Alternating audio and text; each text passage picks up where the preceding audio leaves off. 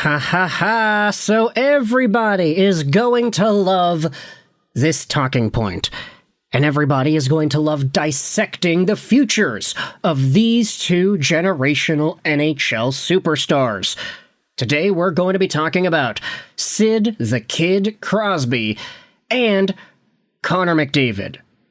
Because as we had discussed a few days ago on the SDPN YouTube channel on the Steve Dangle podcast, not the recent episode from earlier Thursday, but earlier on in the show they had themselves the CJ special. Former Sportsnet and current TSN analyst Chris Johnston going out there and spreading the love, spreading the info, spreading the newest and latest scoops in the NHL as to what could be going on with a lot of these people. Now, of course, Chris Johnston does a lot of work elsewhere outside of SDPN. He has his own CJ show, so I will leave a link in the description to the audio or the video on YouTube if you want to watch the CJ special. But there were some comments made by Johnston in regards to Sid the Kid and Connor McDavid. So I wanted to dive into all that in this video here, just kind of read, react, and respond to what was said by Johnston. And to help us out, we're going over onto Spectre's Hockey from July 17th, 2025. Lyle Richardson uses the Spectre's Hockey platform to summarize and paraphrase different pieces of NHL news and rumors, so it's a very useful tool for us to go out there and just kind of get the scoop as to what's being said around the league. Links will be in the description to both the SDPN episode as well as Spectre's Hockey. You can read, listen to, and respond to all of this on your own time. But let's dive into what Lyle Richardson and Chris Johnston go out there and say. On Monday, TSN insider Chris Johnston was a guest on the Steve Dangle Podcast Network. Among the topics discussed was possible landing spots for Connor McDavid if he tests the open market next summer. If he tests the open market. Now, I'm doing a very dangerous thing here. I am pre-recording this audio, and if by the time this video is uploaded on YouTube and Connor McDavid has a contract, then I will look like the ultimate fool. But I'm going to assume that heading into this July weekend, Connor McDavid does not have a contract, and thus I feel somewhat comfortable recording and uploading this video at a later time. Johnston, however, believes Connor McDavid will most likely re-sign with the Oilers. Nevertheless, he thinks there could be 10 teams in the running to sign the 28-year-old superstar if he becomes a UFA. The quote from Johnston says, "I'm sure it's occurred to the Kings. I'm sure it's occurred to the Rangers. You don't think Julien Brisebois down in Tampa Bay is looking at his long-term roster?" Said CJ. Oh boy. This is all on the precipice of Connor McDavid becoming a UFA, which is by no means guaranteed. I'd say it's like a 0.5% chance that Connor McDavid ends up becoming an unrestricted free agent in 2026. I think it's a lot more likely that he re-signs.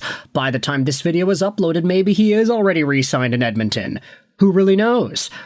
But CJ labeling LA, the Rangers, and the Lightning as potential McDavid destinations, or at least teams that will try to target him next summer should he be available, that's big. Now, I know what you're thinking. Okay, Lego, what the hell are you talking about? Like, of course, all 31 teams in the NHL should be targeting McDavid if he becomes a free agent. That's true. But let us fantasize 1 year removed. Would it not be interesting to think about Connor McDavid going to the LA Kings, going literally down the Wayne Gretzky route? Who knows? He'll find himself in St. Louis and New York at some point, right? Tampa Bay is hilarious because replacing Steven Stamkos with Connor McDavid alongside of Nikita Kucherov, I mean, he'd be going from playing with one top-of-the-world European in Leon to another in Kucherov in the span of a few months. That'd be ridiculous. And they could play on the same line every single shift, too. Spectre's note goes out there and says this: if Connor McDavid goes to market next July, he will likely want to become the highest paid player in the league. The salary cap for 26-27 will be $104 million. A team can invest no more than 20% of its salary cap payroll on one player. McDavid could seek between $18 million and $20 million a year on his next contract. Puckpedia indicates the Rangers have a projected $29.6 million in space for 26-27. The Kings have a $37.8 million cap space mark, and the Lightning $27.7. All have the cap space to sign McDavid. However, the New York Rangers would be bidding farewell to Artemi Panarin, as they cannot afford to retain him and still sign McDavid. The Kings could afford to retain aging captain Anze Kopitar on a cheaper contract. I don't think that's going to happen. I think the guy might retire soon, but could have a difficult time keeping a UFA-eligible Adrian Kempe and Brandt Clark, who he himself will be an RFA. The Lightning could be the most enticing. All their core players are under contract for 26-27, with JJ Moser an RFA with arbitration rights, and winger Bjorkstrand and D-man Ryan McDonough as their only notable UFAs.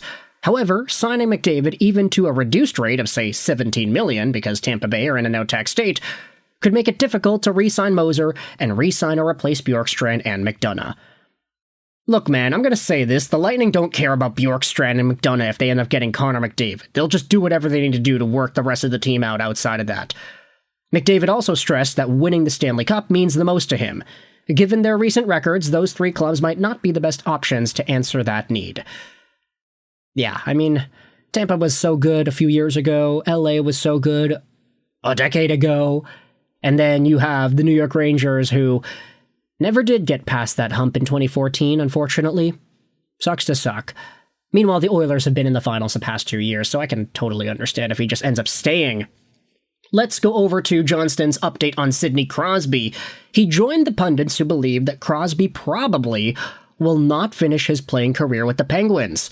He acknowledged that no one knows Crosby's intentions, but claimed that the possibility of his availability is a topic of discussion around the league. Spector's note. Let's go out there and read this over here. NHL analyst Pierre Maguire recently talked about the speculation linking Crosby to the Habs. He believes it would take a first-round pick, a top prospect, and an NHL player. And a great one at that to land him. So, Habs fans, Suzuki for Crosby? Demidov? Hudson? How bad do you want to see Sid in a Canadiens jersey? A Crosby trade is possible. As the old saying goes, if Wayne Gretzky could be traded, anyone could be traded. Whenever I mention his 2-year extension, some believe that it enhances his trade value because any playoff club acquiring him before March 2026 would have him for 2 postseason runs. Nevertheless, Lyle Richardson of Spector's Hockey remains skeptical.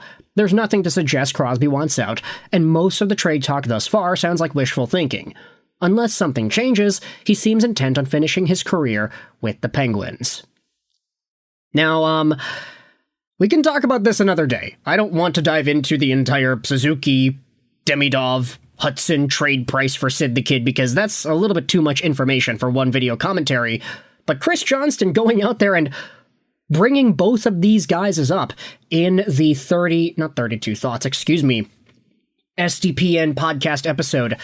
I mean, it's the dog days of summer, isn't it? CJ's going out there and digging some of the bigger and deeper topics and bringing them up to the forefront, talking about Connor McDavid with LA, New York, Tampa, and whether or not Crosby could end up leaving the Pittsburgh Penguins. Ultimately, both of these guys are in situations where whatever happens to them, whichever teams they end up playing for in 2026, 2027, 2028, it's going to be their choice.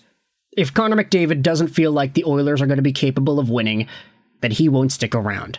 If Sidney Crosby has a change of heart, let's say after the Olympics, after getting that super intense competitive gameplay, and he says, man, I want to go back to the playoffs, fam. We can't do that in Pittsburgh. Send me away to a team like Montreal, where they need a second-line center, and they have this crazy bad schedule in the second half of the year. We'll talk about that more, by the way, too. Then maybe it goes down. Who really knows? But for now, let me know your thoughts in the comment section below about Chris Johnston's updates in regards to Connor McDavid. Do you think the Kings, Lightning, and Rangers could be suitable options here? And what are your thoughts on Sidney Crosby potentially going over to a team like Montreal? How do you feel about these conversations brought up on SDPN, and what are your thoughts on the players at hand? Let me know in the comments all your opinions. I hope you enjoyed this video. And bye.